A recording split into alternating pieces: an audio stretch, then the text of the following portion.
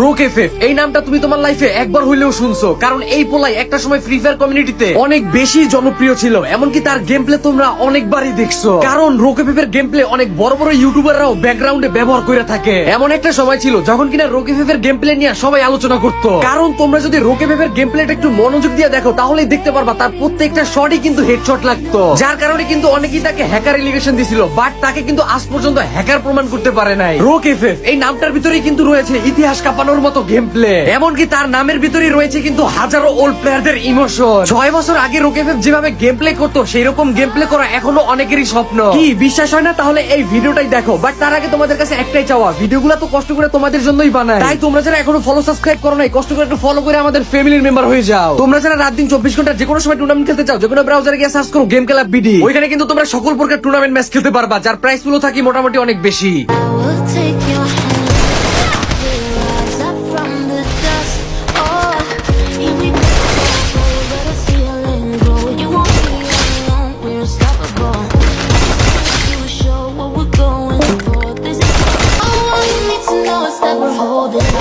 Even if we fall, we will rise up.